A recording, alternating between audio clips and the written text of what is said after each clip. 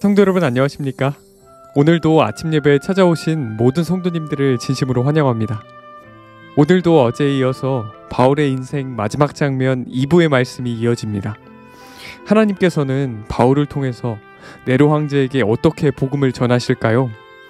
네로 황제는 과연 회개하고 주님께 돌아올 수 있을까요? 오늘 말씀은 정말 중요한 말씀입니다. 꼭 들어보시길 바랍니다. 이제 기도하겠습니다. 하늘에 계신 아버지, 아침 예배로 하루를 시작하게 해주셔서 감사합니다. 우리 마음과 생각이 하늘에 집중되고 하나님만 바라볼 수 있도록 도와주시옵소서. 오늘은 초대교회 당시의 상황으로 들어가 사도 바울을 하나님께서 어떻게 인도하시는지 살펴보려고 합니다. 이번 말씀을 통해서 우리의 신앙이 성장하고 하나님께 더 가까이 나아갈 수 있도록 도와주시옵소서.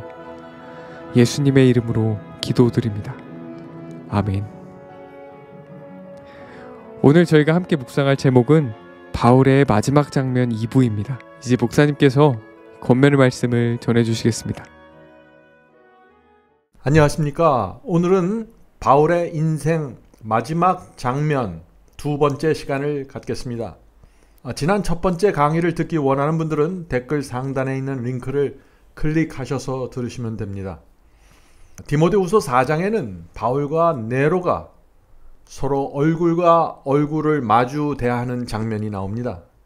극도의 이기심과 교만의 생애를 살아온 네로 황제와 또 자기를 부인하고 모든 것을 바쳐서 희생의 길을 걸어온 이 바울이 로마의 법정에서 만났습니다. 네로는 황제이고 바울은 죄인의 입장으로 만난 것입니다. 하나님께서는 위대한 종 바울을 통해서 네로 황제에게 복음을 받을 수 있는 마지막 기회를 베푸신 것입니다. 오늘도 Act of Apostle, 사도들의 발자취라는 책을 읽으면서 함께 말씀을 묵상하도록 하겠습니다. 헬라인들과 로마인들 가운데는 피고가 재판장 앞에서 자신을 위하여 변호할 변호인을 고용할 특권이 허락되는 것이 한 습관이었다. 자, 로마 시대는 변호사를 고용할 수 있었어요. 그건 이 피고, 죄를 범한 사람의 권리입니다. 이런 변호인은 힘 있는 논증과 열렬한 웅변 혹은 간청과 기도와 눈물로써 흔히 죄수에게 유리한 결정을 얻게 하거나 혹은 이 일에 실패한다 할지라도 형벌의 혹독성을 경감시키는 데 성공했다. 오늘날 변호사와 비슷한 역할을 하죠? 그 당시에 그런 변호사가 있었다는 것입니다. 바울이 이 변호사의 도움을 받았을까요? 받지 못했습니다. 자, 계속해서 읽어보죠. 그러나 바울이 네로 황제 앞에 소환되었을 때에는 아무도 감히 그의 변호인이나 대변으로 나서는 사람이 없었다. 아니, 황제가 지금 기소해서 황제가 지금 바울을 잡으려고 하는 거예요. 그럼 누가 감히 그 앞에서 변호사로 자청하겠어요? 아무도 무서워서 나타나지 않는다는 것이죠. 그에게 가해진 비난이나 그가 자신을 변호하기 위하여 간청한 논증의 기록을 보관할 친구도 없었다. 로마에 있는 그리스도인들 중에 이 시련의 때 그의 곁에 서려고 나온 사람은 아무도 없었다. 바울이 혼자 그 고독과 외로움의 길을 걸어갔다 하는 것입니다. 바울은 그런데 이런 자신의 상황을 이 디모데에게 전하는 것입니다. 내가 지금 어떤 입장에 있다 하는 것을 디모데 후서에 바로 그 기록이 있는 것이죠. 디모데 후서 4장 16절부터 17절입니다. 내가 처음 변명할 때 나와 함께 한 자가 하나도 없고 다 나를 버렸으나 디모데가 이 편지를 읽었을 때 얼마나 마음이 아팠겠어요. 자기가 그 존경하는 바울, 그 사도 바울이 그 어려운 상황에 있었는데 그 로마에 있는 사람들 중에 아무도 함께 하지 않았고 아무도 변호를 해주지 않았다는 이 기록을 봤을 때 얼마나 이 디모데의 마음이 아팠을까요? 다 나를 버렸으나 저에게 허물을 돌리지 않기를 원하노라. 이것이 바울의 신앙이죠. 원망하지 않겠다는 것입니다. 주께서 내 곁에 서서 나를 강건케 하심은 나로 말미암아 전도의 말씀이 온전히 전파되어 이방인으로 듣게 하려 하심이니 내가 사자의 입에서 건지웠느니라. 성도 여러분, 바울은 지금 이 재판장의 이 장면을 지금 뭐로 보는 거예요? 전도할 수 있는 기회로 보는 거예요. 엄청난 핍박과 환난이 오는데 바울은 이것을 전도의 장면으로 보는 것입니다. 마지막 환난이 일어났을 때 성도들에게 엄청난 무서운 핍박이 쏟아질 때 늦은 비 성령을 받은 사람들은 그 장면을 복음이 전파될 수 있는 마지막 기회로 보고 들어가는 것입니다. 이 네로 황제의 권력은요, 우리가 상상할 수 없는 수준입니다. 절대 권력을 갖고 있었어요. 말 한마디면 법입니다. 우리가 이 네로 황제가 어떤 권력을 갖고 있었는가 하는 걸 알아야 바울이 입장이 정확하게 이해가 되는 거예요. 네로의 권위를 의심하거나 그의 뜻을 거스를 자는 한 사람도 없었다. 왕들은 그의 발 곁에 네로 황제의 발 곁에 그들의 면류관을 벗어두었다. 강력한 육군은 그의 명령에 따라 행진하였고 그의 해군의 깃발은 승리를 거두었다. 지금 로마의 육군과 해군을 얘기하는 것이에요. 이 모든 군사들이 네로 황제의 말에 의해서 자꾸 움직인다는 것입니다. 그의 조상은 이 네로 황제의 조각상을 말하는 거죠. 조각상은 재판정에 세워졌고 원로원 의원들의 포고나 재판관들의 판결은 네로 황제의 뜻에 반향에 불과하였다. 네로가 원하는 대로 재판을 한다는 거예요. 지금 수백만 명이 그의 명령에 순종하였다. 네로의 명성은 세계를 진동하였다. 그를 불쾌하게 하는 것은 재산과 자유와 생명의 손실을 의미하였고 그의 얼굴이 찌푸림은 연병보다 더 무서웠다. 네로 황제의 권력이 아시겠죠? 이 네로 황제가 얼굴을 살짝 찡그리면은 옆에서 알아서 다 해주는 거예요. 그냥 죽일 사람은 죽이고 투옥할 사람은 투고 옆에서 다 알아서 해주는 거예요. 표정 하나로. 엄청난 권력이에요. 이 앞에 바울이 쓰는 것입니다. 아무도 이 변호해 줄 사람 없이. 바울이 신뢰한 분이 한 분 계셨는데 그분이 누구예요? 하나님을 믿고 들어간 것입니다. 자, 황제 앞에서 서 있는 이 바울의 모습을 한번 우리가 봐야겠죠. 돈도 없고 친구도 없고 변호인도 없는 노령의 죄수 바울은 네로 앞에 섰다. 황제의 얼굴에는 마음속으로부터의 격노한 감정의 수치스러운 기록이 있었고 이미 이 황제의 얼굴에 굉장히 안 좋은 표정이 있었다는 것이에요. 왜? 로마시가 불탔어요. 그것을 다 이 바울에게 뒤집어 씌워야 돼요. 그러니까 자기 표정을 통해서 자기의 심중을 다 옆에 있는 재판관들이나 원로들에게 다 표현하고 있는 것입니다. 지금 바울의 경험은 빈곤과 극기와 고통의 그것이었다. 그의 원수들이 그를 위협하려고 행한 끊임없는 오전과 잘못된 소문을 퍼뜨리는 거죠. 오전과 비난과 학대에도 불구하고 바울은 두려움 없이 십자가의 깃발을 높이 들었다. 바울이 여기 가서 이 재판장 앞에서 무슨 불을 안 질렀다는 놀라운 논리를 펼치는 게 아니에요. 십자가 복음을 전하는 거예요. 그냥. 왜요? 전도해요. 전도해. 지금 이 복음을 전하는 전도회로 들어가는 거예요. 그는 주님처럼 그는 겁없는 방랑자였었지만 예수님처럼 바울은 인류를 복되게 위하여 살았다. 변덕스럽고 성 잘내고 음탕한 폭군 네로가 어떻게 하나님과 아들의 품성과 동기를 이해하거나 평가할 수 있었겠는가?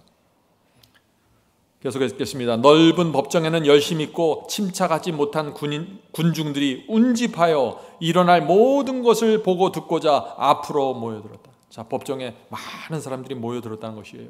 바울이 어떻게 대하는지, 어떤 태도로 지금 자기를 변호할지 사람들이 궁금한 것입니다.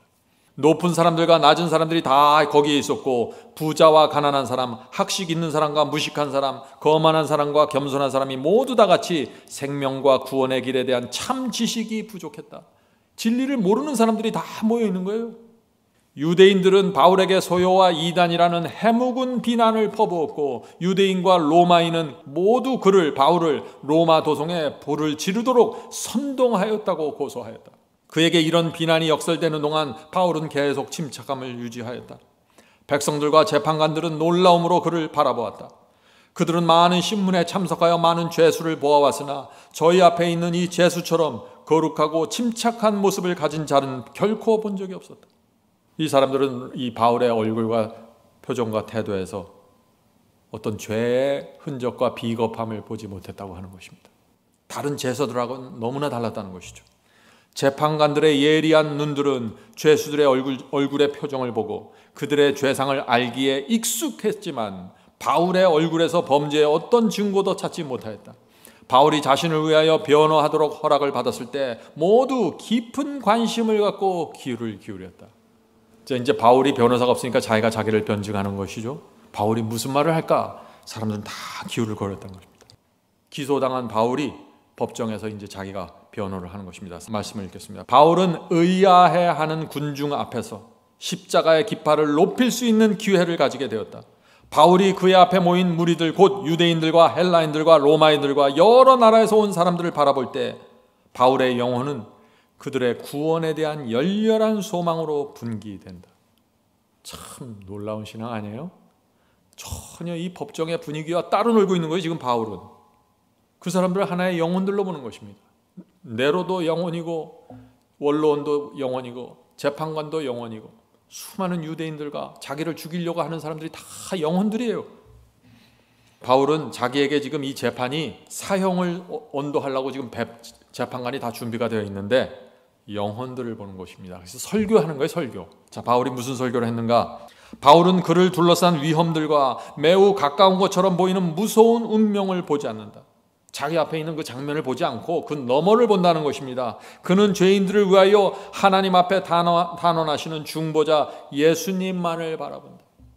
예수 그리스도의 피로 구원을 얻어야 될 이 영혼들을 보는 거예요. 그리스도의 중보, 하늘 성소에서 이루어지는 그리스도의 중보를 보는 것입니다. 참 놀라운 이게 계시예요. 이게 계시의 눈으로 보는 거예요.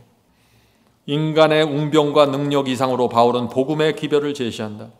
그는 청중들에게 타락한 인류를 위하여 마련된 희생제물을 가리킨다. 그는 인간의 구속을 위하여 무한한 대가가 지불되었음을 선언한다. 인간이 하나님의 보좌에 동참하도록 만반의 준비가 갖추어져 있다. 천사들로 말미암아 땅은 하늘과 연결되고 사람들의 행위는 선악간에 무한하신 재판장의 목전에 드러난다. 지금 이게 무슨 장면이에요?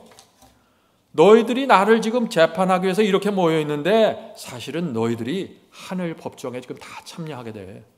너희들이 결국 심판받게 될 거야. 지금 그 얘기를 하는 거예요. 사람들이 기가 막혔을 거예요.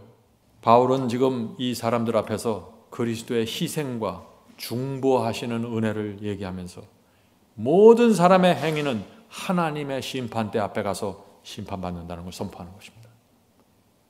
이들의 양심 속에 성령께서 파고드는 호소를 주시는 거죠. 이때 자, 바울의 설교를 듣는 재판장의 분위기 어땠을까요? 충실하지 못하는 자들 가운데서 충실하고 불충성한 자들 가운데서 충성하는 바울은 하나님의 대표자로서입니다. 충실하지 못한 사람들이에요. 초대교회 충실하지 못한 사람들이 다 떠나가 버렸어요. 불충성하는 사람들이 다 떠나갔어요. 근데 바울은 하나님께 충성하는 사람으로 하나님의 대표자로 지금 여기에 참여했다는 것입니다. 그의 바울의 음성은 하늘의 음성과 같이 들려졌다. 말에나 외모에 두려움도 슬픔도 낙담도 없다. 무죄함을 의식함으로 굳건하고 자기는 무죄하다는 것이죠. 양심이 떳떳하니까. 불을 지르지 않았잖아요. 남을 선동하지도 않았고 양심이 깨끗한 거예요. 무죄함을 의식함으로 굳건하고 진리의 갑옷을 입은 그는 그가 하나님의 아들임을 기뻐한다. 그의 말은 전쟁의 부르짖음이 들리는 승리의 함성과 같다. 그가 일생을 바친 사업이 결코 실패할 수 없는 유일의 사업임을 선언한다. 지금 자기가 죽어가는 그 사형을 선고받기 전인데 자기는 승리할 것을 확신하면서 지금 설교하는 것이죠. 비록 그는 죽을지라도 복음은 죽지 아니할 것이다. 하나님은 살아계시고 그분의 진리는 승리할 것이다. 성도 여러분, 우리가 이런 신앙을 배울 수 있을까요? 이 바울의 이 모습을 통해서 우리가 하나님의 말씀을 어떤 태도로 받아야 되는지, 진리가 어떤 위치에 세워져야 하는지 잘 봐야 돼요. 재림신앙은 우리가 생각하는 것보다 훨씬 더 고결하고 훨씬 더 높이 서 있습니다. 우리의 표준과 우리의 스탠다드를 높이셔야 돼요. 본문을 읽겠습니다. 자, 바울이 설교할 때 사람들의 마음속에 어떤 일들이 생기는지 지금 그것을 말하는 것입니다. 바울을 바라본 많은 사람들은 그 얼굴이 천사의 얼굴과 같음을 보았다. 사도행전 6장 15절에 천사의 얼굴과 같은 것을 보았다는 것이죠. 사람들은 전에 이와 같은 말을 들어본 적이 결코 없었다. 그 말들은 가장 완고한 자들의 심금을 울렸다. 진리의 빛을 잘 모르는 사람들이에요. 하나님이 누군지도 잘 몰라요. 우상 숭배하는 사람들이에요. 이 사람들 앞에서 지금 그리스도의 십자가와 중보와 하늘의 심판을 얘기하는데 성령께서 이 말씀을 갖고 그들의 마음을 울리는 거예요. 이것은 인간의 논리가 아닙니다. 성령께서 그들의 양심을 책망하시는 것이죠. 분명하고 확신을 주는 진리는 오류를 무너뜨렸다. 후에 즐거움으로 이 빛을 따른 많은 사람들의 마음에 빛이 비추었다. 그날에 말해진 진리는 열국은 흐르고 모든 시대를 통하여 살아남을 것이며 그들에게 말한 입술이 순교자의 무덤에서 잠잠하게 될 때 사람들의 마음에 감화를 끼칠 것이었다. 바울은 결국 사형을 받고 순교해서 무덤에 들어가죠. 그러나 그의 설교는 계속해서 남아 있었다는 것입니다. 그 재판정에서 그들이 받았던 감화와 감동이 그들 마음속에 남아 있어요. 진리가 무엇인지 정확하게 몰랐지만은 이들이 바울의 저 표정과 저 태도와 저 신앙이 도대체 어디서 오는 것인가? 하나님은 정말 살아계신 분이 아닌가? 도무지 우상 숭배자들 속에서는 볼 수 없는 그런 신앙의 모습이 나온 것입니다. 그때 네로 황제도 그 설교를 들었을까요? 그렇습니다. 네로는 어땠을까요? 네로 황제는 이때 들은 진리를 일찍이 들어본 적이 결코 없었다. 네로 황제 주변에는 전부 원로들이고 학자들이고 우상 숭배자들이고 아부하는 사람들로 가득 차 있었어요. 네로 황제 주변에. 네로 황제 주변에 어떻게 바울과 같은 위대한 사람이 있을 수 있겠어요? 한 번도 본 적이 없는 모습을 보는 거예요, 지금 네로 황제가. 자신의 생애의 중한 죄악이 그에게 그처럼 나타난 때는 결코 없었다. 이게 다 네로 황제가 세팅한 거거든요, 이게 전부. 자기의 죄악이 다 드러나는 거예요, 지금 바울의 설교를 통해서. 하늘의 빛이 죄로 더럽혀진 네로 황제의 심령을 꿰뚫었으며 그는 세계의 지도자인 그가 마침내 고소를 당하여 그의 행위가 공의로운 보험을 받을 심판을 생각하고 두려워 떨었다. 지금 재판장에 끌려나간 건 바울인데 바울은 떨지 않고 오히려 네로 황제가 떨었다고요. 자기가 나중에 하늘 심판대 앞에 설 것을 지금 생각하면서 떨고 있는 것입니다. 네로는 사도의 하나님을 두려워하여 아무런 증거도 없이 고소당한 바울에게 감히 형을 내릴 수 없었다. 두려운 느낌은 한동안 그의 피에, 바울의 피에 굶주린 정신을 제지시켰다. 그래서 처음 재판장에 끌렸을 때 네로가 이 재판장에서 사형을 선언할 수 없었습니다. 그래서 일단 감옥소에 놓고 다음으로 밀어버린 거죠. 그만큼 네로가 두려움을 느꼈다는 것이죠. 성도 여러분, 지금 재판장에서 어떤 일이 생긴 것입니까? 바울이 재판을 받으러 들어갔는데 그 자리에서 수많은 사람들이 그 자리에 모여있는 유대인, 헬라인, 로마인, 황제 다 앞에서 하나님의 심판 밑으로 들어가고 있는 것입니다. 무슨 얘기인가? 진리가 정확하게 선포되면서 성령께서 역사하실 때 그때 굴복하지 않은 사람들은요 다 떨어져 나가면서 하늘 심판 때 그대로 올라가게 되는 것입니다. 은혜의 시간이 맞춰지는 거예요. 어떤 사람들은. 무서운 일입니다. 하늘의 심판이 지나가고 있는 장면이에요. 한동안 범죄하고 그 마음이 완고한 네로에게 하늘이 열렸다. 하늘의 평화와 순결이 바람직하게 보였다. 그 순간 은혜의 초청은 네로에게까지도 확대되었다. 그러나 용서를 바라던 생각은 일순간에 불과했다. 양심의 가책을 느꼈어요. 성령의 호소를 들었습니다. 그런데 그것은 일순간에 그냥 지나쳐 버렸다고요. 그는 바울을 다시 그의 토굴로 데려가라는 명령을 내렸으며 하나님의 종에게 토굴의 문이 닫혀졌을 때 로마 황제에 대한 회개의 문도 영원히 닫혀졌다. 하늘에서 온 빛이 다시는 그를 둘러싼 흑암을 꿰뚫지 못하였다. 성도 여러분, 하나님의 은혜의 초청만 있는 것이 아니에요.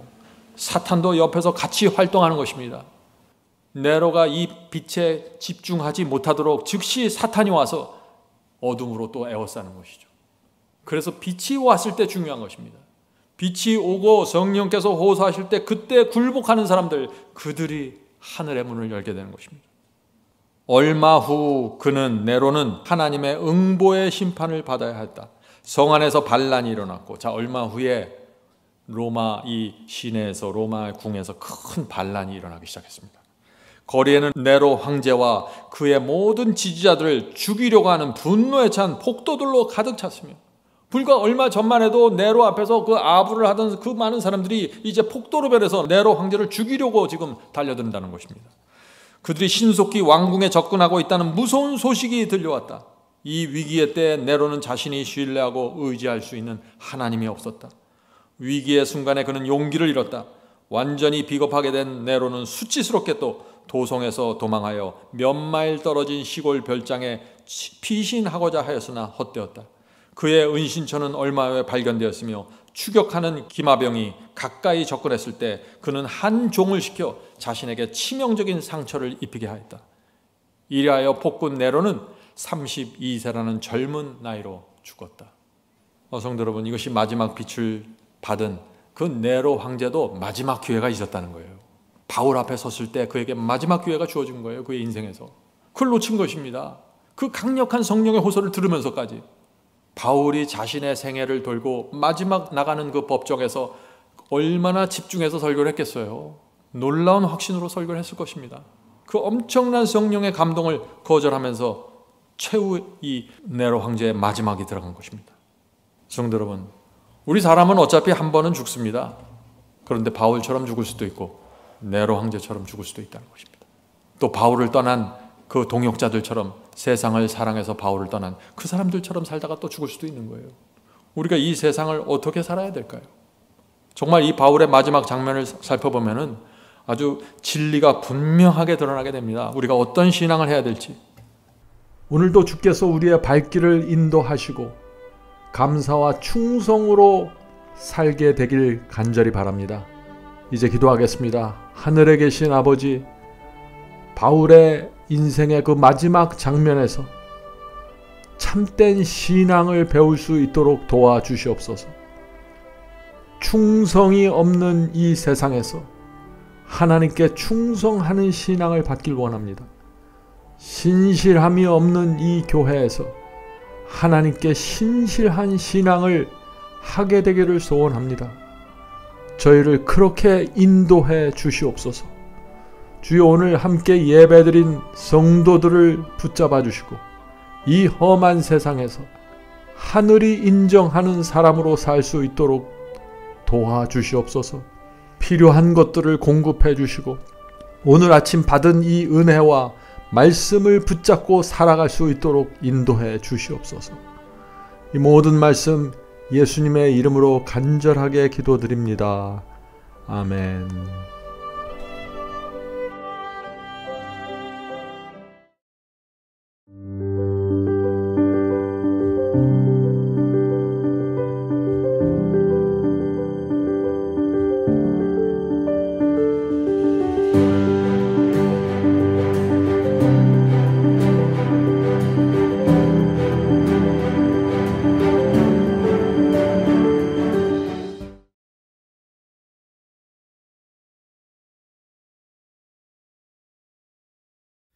대선을 넘어 한국에 가도 빛 가운데로 걸어가면 주께서 네 버리시기로 약속한 말씀 변치 않네. 하늘에 열린 그 밝은 빛이 내 영혼 속에 차고 넘치네.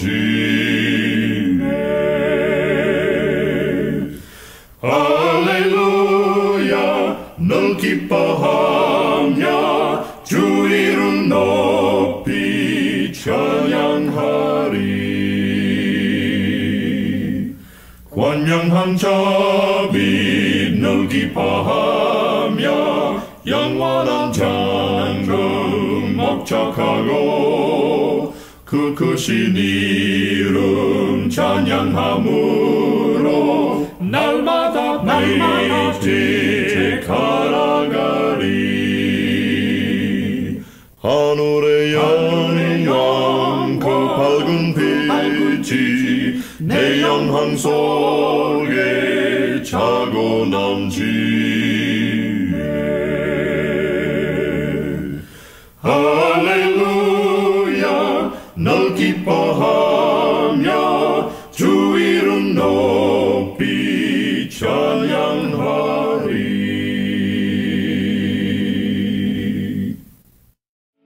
주